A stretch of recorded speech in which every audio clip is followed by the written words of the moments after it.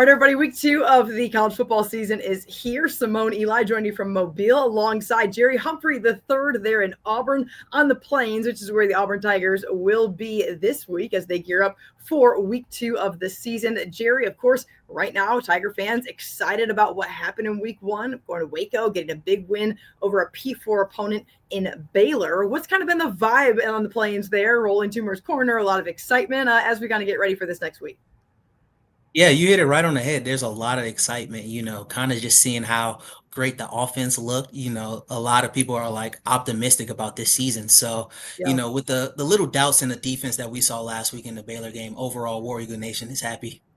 Yeah, no question about that. A big part of that, of course, is Jackson Arnold, what he was able to do in the air, but also on the ground. And I think that that's something that's been a main talking point right now for what Hugh Freeze is either trying to do or might just have to do out of necessity when it comes to wins. I know Coach said this week that they're going to do whatever it takes to get a victory, not necessarily going to just go with a lot of run game options, situations for Jackson Arnold. But what are your takeaways from what Coach Freeze said about the game plan offensively moving forward as it comes to running the ball, passing the ball at quarterback?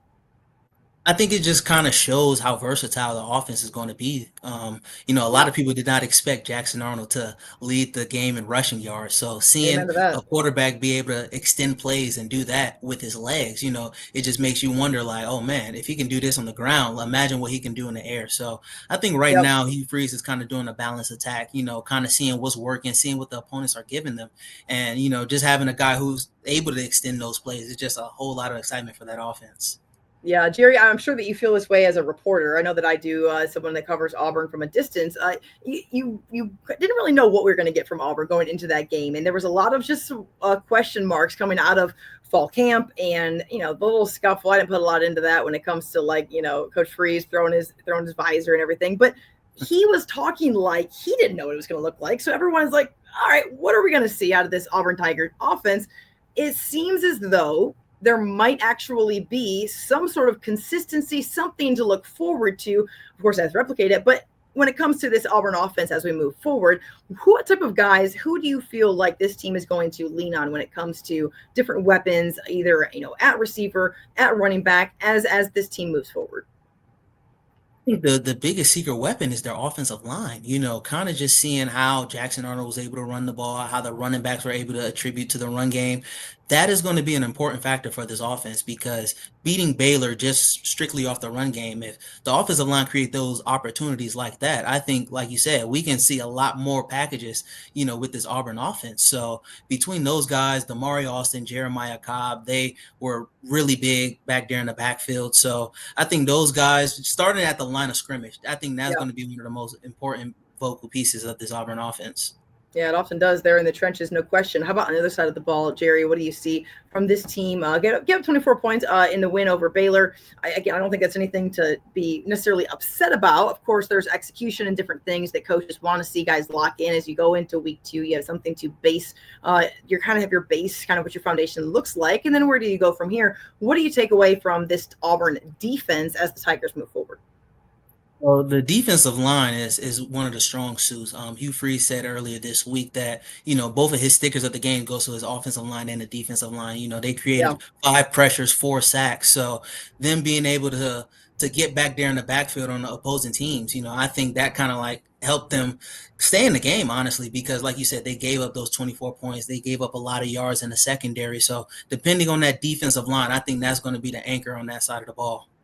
Yeah, so Auburn will open things up at home, of course, against Ball State. The Cardinals lost their week 1 game, and Auburn comes in feeling pretty good about life. They're a ridiculous 43.5 point favorite. Is that right? Yeah, that is correct. Wow. That's, as of this recording, 43.5 points. Man, that's a lot of points. And of course, Ball State, let me see what they actually did in week 1. Of course, lost to Purdue, were shut out by, one of the teams in the Big Ten that's not not one of the top echelon teams in the Big Ten right now. What do you think about this game moving forward in terms of an opportunity for Auburn to maybe clean some things up, kind of figure out where they want to do, what they want to look like offensively as they get ready for a South Alabama team who's probably going to come into that week 3 game with a little more oomph than what we're going to see out of Ball State this Saturday? Yeah, Hugh Freeze, this week he said he doesn't want his team to feel complacent. Yeah. They don't want to just kind of like go over their heads and just assume that this is going to be an easy game because we've seen in the past that games that they were supposed to win that they lost. So I think, True like you that. said, this week will be a lot of room for opportunities. You're going to see a lot of freshmen, a lot of rotations, a lot of different guys you didn't see last week in Baylor, just to see the things they can clean up on and maybe get a cleaner look for South Alabama. Yeah, fair. No question about that. So a 6:30 kickoff there at Jordan-Hare Stadium. Again, Auburn a 43.5-point favorite as of this recording against Ball State in week 2. Jerry, how important are games like this to kind of start the season off, not with the cupcake opponent, to start the season off with a brand? Baylor's a brand. Auburn's a brand. These are two P4 opponents, regardless of how they've kind of stacked up in their respective conferences. But now to be able to take a little bit of a breather, get the monkey off your back if you're Hugh Freeze and the staff, how good do you feel going into week 2 and week 3, knowing that you are going to bring in a G6 opponent and maybe be able to just kind of get, I don't know, get creative, get different guys some reps, and just kind of take a step back and figure out what you want to look like before you get into the SEC? Yeah, I figured that these games are just games where they can see where they're at because, after Yeah. these next 2 weeks, they're on the road in the SEC. So that's how they start SEC play, just on the road. So I Yeah. think knowing how important those games are, you really want to look your best in these games because, if you kind of give a G5 team some hope, a lot of people are like kind of shaking their head, kind of batting their eyes again. So Yeah. I think Auburn kind of needs to just display some of their best football, especially while they're at home in front of these crazy fans. Yeah, they are too, man. Listen, and War Eagle Nation's proud of it. They should be. Absolutely one of the best atmospheres, if not the best, in the SEC. I would argue one of the Yeah. hardest to play in. Certainly one of the most electric. And when Auburn is good, that crowd is really really good. The band's incredible too. So certainly looking forward to that. Jerry, we've heard from Coach Freeze a couple times this week. What is the latest on any injury updates we need to keep an eye on as we get ready for the Cardinals? Yeah, so starting safety Champ Anthony, he suffered a broken thumb after the Baylor game. Mm, Today during the SEC teleconference, he said the procedure went well and he'll be reevaluated next week, and hopefully he can return with a cast on in the next 2 weeks. And he also noted that Damari Austin had a banged up shoulder. There's nothing about him missing this weekend, but that will be something to watch heading into Saturday. Okay, good stuff. Jerry Humphrey III, covering all things the Auburn Tigers this season, of course. When you look at this matchup, let's do a little prediction here before we let things off the hook. Auburn, of course, looking to continue the momentum. If you had to put a score on this game, Jerry, that's a pretty strong line there. What are your thoughts? What this looks like? I sent in my predictions earlier today, and I said 56-0. I don't want to Dang! be too, I don't want to be too harsh on Ball State. I'll He give them said a he field said goal. harsh. Harsh would that's like harsh would be putting that lightly because that was like a y'all don't want to show up. Don't even come down here from Muncie, Indiana. Lord Almighty, dang, 56 to nothing. I mean, they got You shut think they're out gonna by get a first down? Purdue.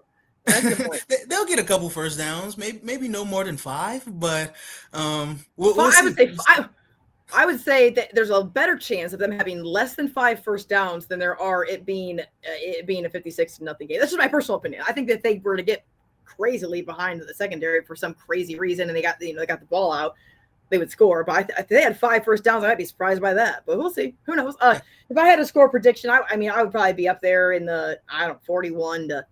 I mean, shutouts are hard because you want to play all your guys and you get down into garbage time and sometimes something crazy happens or whatever and they get a field goal or tack something on. But yeah, I think Auburn takes care of business, no question. And then I think that they going into South Alabama, it gets a little not interesting. I mean, I think Auburn wins that game, but I do think that the competition certainly changes going into that game against South. So Most definitely. And this weekend is Pat Dye reunion weekend. So that's kind of mm, why my opinion was a little strong because they're gonna have all former we're gonna have all the players, fight. Yep. family, everybody. So I think this is probably gonna be one of Auburn's best performances this year. Yeah, looking forward to it, no doubt about that. 6:30 kickoff there on the Plains at Jordan-Hare Stadium. Auburn will welcome in Ball State before hosting South Alabama and then going to Norman to open up the SEC slate. Jerry, appreciate your time, sir, and looking forward to this one on Saturday. Thank you. Cool. Guys, that's it for Head to Head. For Jerry, I'm Simone Eli, and we'll see you next week. Brought to you by Alabama Beef Farmers and Ranchers.